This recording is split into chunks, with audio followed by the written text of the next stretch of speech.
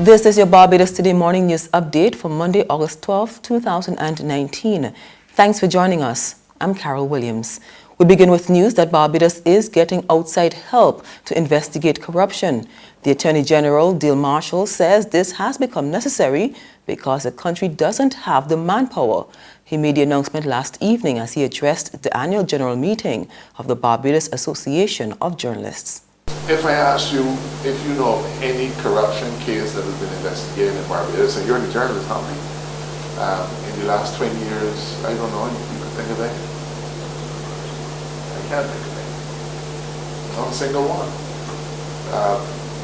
So we should disband the work, huh? Sorry? We should disband the work. No, we don't. No, that would be unwise. The whole idea behind bringing in skills will also be to strengthen the unit. I mean, we can't keep looking outside for resources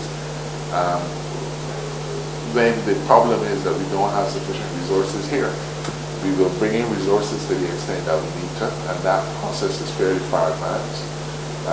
But whatever is being done in the way of investigations into corruption will be done in tandem with the Royal Barbados Police Force and our local agencies, so that it gives those individuals in the force the opportunity to learn and develop new skills. The Attorney General did say that alleged acts of corruption are being investigated locally, but explained that the authorities are constrained due to the absence of the anti-corruption bill. Meantime, the country has moved a step closer to appointing judges to clear the backlog of cases before the courts. The Attorney General informed members of the media that the committee established to consider the appointments has completed its work. We will shortly be appointing new judges. The Judicial Appointments Committee has indicated to me that the chairman of that committee, Sir David Simmons, has indicated that he and his committee have completed their work. That's for those of you who have to reach the 6 o'clock deadline. Have completed their work and will be within the next few days making their recommendations to the Prime Minister. I'm not at liberty to tell you who will be recommended. That is, the protocol must always be observed.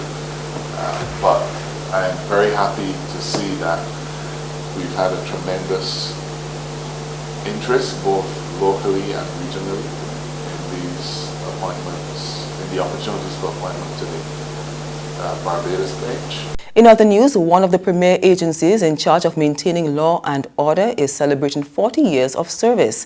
And as it marks the occasion, the Barbados Defense Force, BDF, is pledging its unswerving commitment to the country and the region.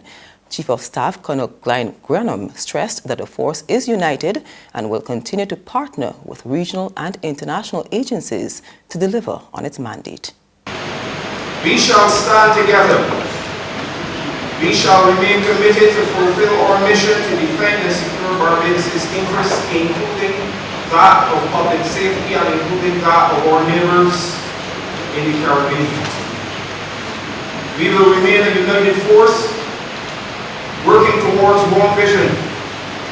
With hearts courageous, scorning defeat, we can stand together, we can do what we are called to do and what we must do on a journey to help build the best Barbados we can together. We, in the Barbados Defense Force, Army, Coast Guard, Cadets, Civilian, Paragon, Pelican, Sailors for regular, reserve, retired, resting, families, all are a united force. The Chief of Staff was addressing the BDF's 40th anniversary church service at the St. Matthias Anglican Church yesterday. In his sermon, Reverend Dr. Marcus Lashley urged the members to always be careful of the image they portray publicly. I want to say to you as a disciplined force that you are always under scrutiny.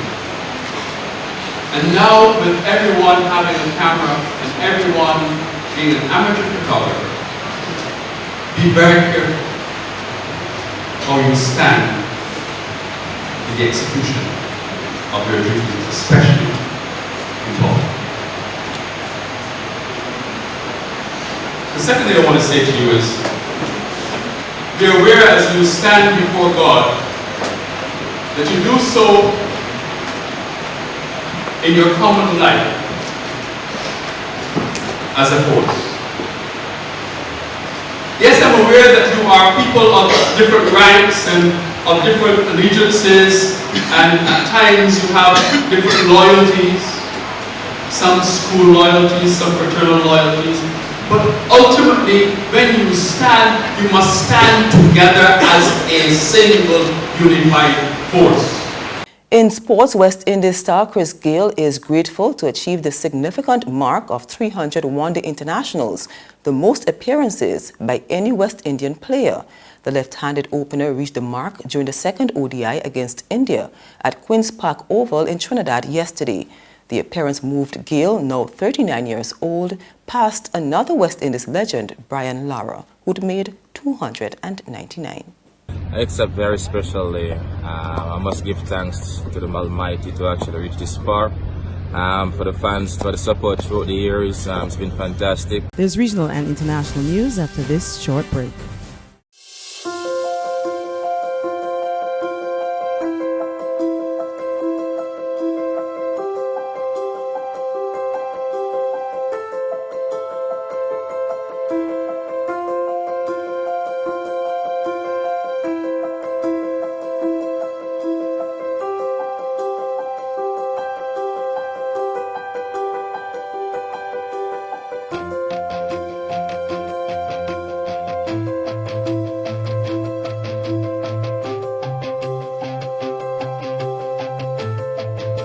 Barbados Today, news you can trust.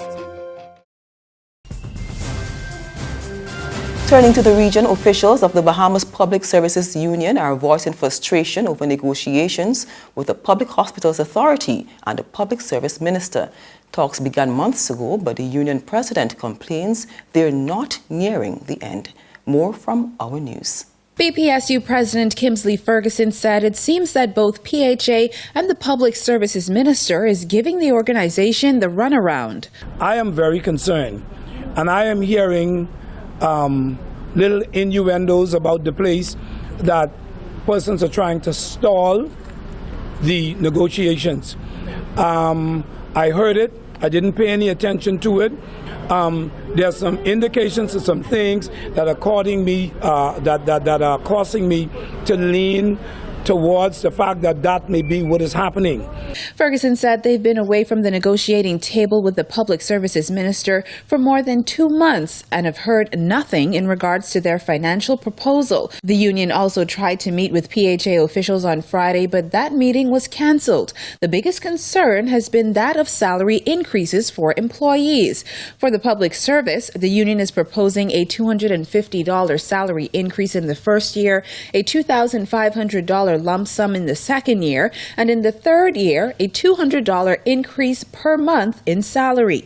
The proposal for PHA employees is similar. And finally, British Prime Minister Boris Johnson has launched an urgent review of sentencing of criminals. The move aims to keep law and order high on the political agenda after he promised 10,000 extra prison places and 20,000 more police officers.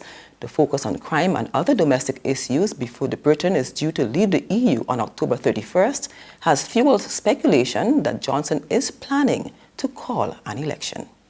And that's news, but for the very latest, visit our website at www.barbadostoday.bb. You can also subscribe to our e-paper, email updates, or like us on Facebook. And sign up for breaking news alerts via WhatsApp. We're also on Izumi Media in bus terminals, as well as screenplay at supermarkets and gas stations near you. You can also hear us on Mix 96.9 FM and Capital Media HD 99.3 FM. I'm Carol Williams. Have a good day.